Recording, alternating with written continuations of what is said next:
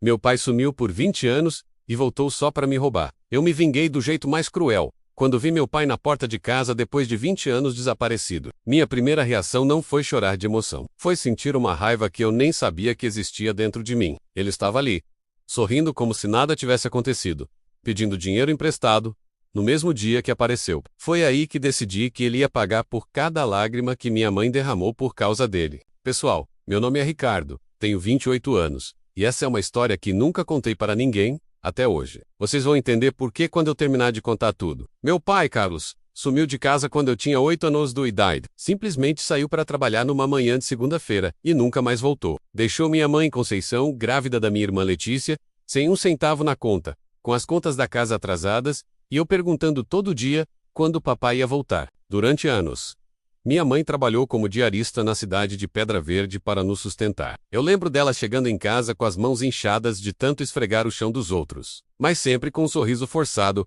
para não nos deixar tristes. A Letícia cresceu sem nem conhecer o pai direito, e eu virei o homem da casa aos 8 anos de idade. Não vou mentir, foi difícil, muito difícil. Tivemos que nos mudar para uma casinha menor, no bairro mais simples da cidade. Minha mãe chorava escondida no banheiro quando pensava que não estávamos vendo. E eu, com raiva, prometia para mim mesmo que quando crescesse ia encontrar aquele homem e ia fazer ele pagar por ter abandonado a gente. Os anos passaram, me formei com muito esforço, consegui um emprego bom numa empresa de tecnologia e comecei a ganhar um dinheiro decente. Minha irmã Letícia virou enfermeira e conseguimos dar uma vida melhor para nossa mãe. Compramos uma casa nova para ela, um carrinho usado mas em bom estado, e finalmente as coisas estavam indo bem. Minha mãe nunca se casou de novo. Ela sempre dizia que não confiava mais em homem, que tinha medo de ser abandonada outra vez. Isso me partiu o coração, porque ela era uma mulher incrível e merecia ser feliz. Durante esses 20 anos, tentei procurar meu pai algumas vezes. Contratei até um investigador particular quando comecei a ganhar melhor, mas nada. Era como se ele tivesse simplesmente evaporado da face da terra. Parte de mim queria encontrá-lo para perguntar por que ele fez isso conosco. A outra parte torcia para nunca mais ver aquele homem na minha frente. Foi numa sexta-feira, dia 15 de abril, que minha vida virou de cabeça para baixo. Eu estava trabalhando quando recebi uma ligação da minha mãe, completamente desesperada. Ricardo, você não vai acreditar. Seu pai está aqui. Larguei tudo no trabalho e corri para a casa dela. Quando cheguei, quase não acreditei no que estava vendo. Ali estava ele, Carlos, mais velho, com cabelos grisalhos, mas era inconfundivelmente meu pai. Ele estava sentado na sala, tomando café, como se fosse a coisa mais normal do mundo. E aí, filho, como você cresceu? Ele disse, levantando-se para me abraçar. Eu fiquei parado, sem saber como reagir. 20 anos de raiva, de dúvidas, de noites pensando onde ele estava. E ele aparece assim, de repente, como se tivesse saído, apenas para comprar cigarro na esquina. Onde você estava todos esses anos? Consegui perguntar, com a voz tremendo de raiva contida. Ele sentou de novo, suspirou e começou com uma história que me deixou ainda mais revoltado. Disse que tinha começado uma nova vida em Santa Clara do Norte, uma cidade a 300 quilômetros daqui, que se casou com outra mulher, teve outros 2 filhos, montou um pequeno negócio. Mas por que você nunca voltou? Por que nunca mandou nenhuma carta? Minha mãe perguntou, com lágrimas nos olhos. A resposta dele foi a gota d'água. Conceição, você sabe como é. Eu era jovem. Não sabia ser pai. Precisava viver minha vida. Mas agora estou aqui. Né? Viver a vida dele. Enquanto a gente passava fome, ele estava vivendo a vida dele com uma família nova. Mas o pior ainda, estava por vir. Depois de algumas horas de conversa constrangedora, onde ele perguntava sobre nossas vidas como se fosse apenas um conhecido distante, ele chegou ao ponto que eu suspeitava desde o momento que o vi. Ricardo, meu filho, eu estou passando por umas dificuldades financeiras. Meu negócio quebrou. E minha esposa, bem, ela me deixou quando as coisas ficaram ruins. Eu estava pensando se você não poderia me emprestar uns 50 mil reais. É só até eu me reerguer, sabe? 50 mil reais. Esse filho da mãe sumiu por 20 anos e voltou pedindo 50 mil reais. Como se eu fosse um banco. Como se ele tivesse algum direito sobre mim depois de tudo que fez. Minha mãe me olhou com uma expressão que eu nunca vou esquecer. Era uma mistura de esperança e medo. Esperança de que talvez o homem que ela amou um dia tivesse voltado realmente arrependido. Medo de que ele fosse partir de novo e deixar a gente em pedaços outra vez. Foi nesse momento que uma ideia cruel começou a se formar na minha cabeça. Uma vingança que faria ele sentir exatamente o que a gente sentiu durante todos esses anos. Pai, 50 mil é muito dinheiro. Eu disse, fingindo considerar o pedido. Mas você é meu pai, né?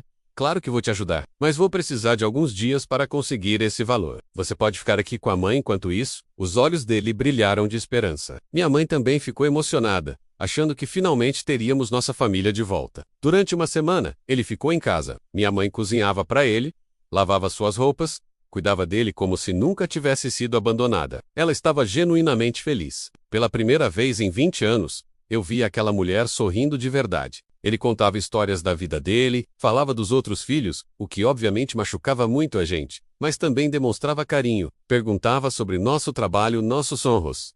Por alguns momentos, eu quase acreditei que ele tinha mudado. Mas então eu lembrava da minha mãe chorando no banheiro, da Letícia perguntando por que o papai não gostava dela, de todas as vezes que passei fome porque não tinha dinheiro para comida. No domingo seguinte, chamei ele para conversar. Disse que tinha conseguido o dinheiro, mas que queria entregar pessoalmente, num lugar especial. Levei ele até o cemitério da cidade, num túmulo que eu tinha preparado especialmente para aquele momento. Pai, antes de te dar o dinheiro, quero que você conheça alguém muito importante. Paramos na frente de uma lápide nova, com flores frescas. Ele leu a inscrição e ficou completamente pálido. Carlos Silva, menos pai ausente, que morreu para a família em 15 de abril de 2003, era o dia exato em que ele nos abandonou, 20 anos atrás. O que é isso, Ricardo? Essa é sua lápide, pai. Eu mandei fazer há 15 anos. Quando finalmente aceitei que você tinha morrido pra gente. Sabe o que está escrito do outro lado? Ele deu a volta e leu, com a voz embargada. Aqui jaz um homem que escolheu ser fantasma em vida. Que a terra seja leve para quem tornou a vida pesada para os outros. Pai, você quer 50 mil reais? Eu tenho esse dinheiro. Mas sabe quanto minha mãe gastou em terapia durante esses 20 anos? Sabe quanto eu gastei tentando encontrar você? Sabe quantas noites a gente ficou sem dormir, se perguntando se você estava vivo ou morto? Ele começou a chorar. Pela primeira vez, vi aquele homem demonstrar alguma emoção real. Ricardo, eu sei que errei. Você não errou, pai.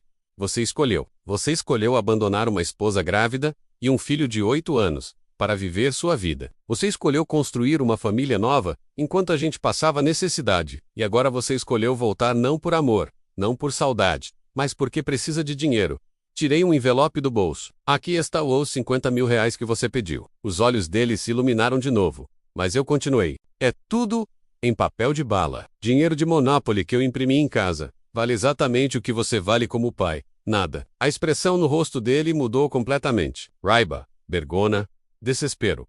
Mas eu vou te dar uma chance, pai. A mesma chance que você nos deu 20 anos atrás. Você pode sumir de novo e nunca mais voltar. O pode ficar. Pedir desculpas de verdade. E tentar reconquistar o amor da gente trabalhando, não pedindo esmola. Ele ficou parado por alguns minutos, olhando para a lápide, depois para o dinheiro falso, depois para mim. Eu preciso desse dinheiro, Ricardo. Estou devendo para pessoas perigosas. Então você escolheu, eu disse, dando as costas. Igual escolheu há 20 anos. Quando cheguei em casa, minha mãe estava na cozinha, preparando o almoço para 3 pessoas. Tive que contar para ela o que aconteceu. Ela chorou, muito. Mas dessa vez não foi só de tristeza, foi também de alívio. Obrigada, meu filho, ela disse. Eu estava com medo de me apegar de novo e ele partir outra vez. Meu pai sumiu naquela mesma tarde. Deixou um bilhete pedindo desculpas e dizendo que era melhor assim. Até hoje, 3 anos depois, não tivemos mais notícias dele. Eu me sinto culpado às vezes, pensando se fui cruel demais. Mas aí lembro da minha mãe forte que criou 2 filhos sozinha. Lembro da Letícia, que se tornou uma mulher incrível sem a presença dele. Lembro de tudo que a gente conquistou sem ele. Algumas pessoas dizem que todo mundo merece uma segunda chance. Eu digo que segunda chance se conquista, não se pede. E definitivamente não se pede junto com 50 mil reais emprestados. E você, acha que eu fui cruel demais? Ou que ele mereceu? Conta aí nos comentários o que você faria no meu lugar.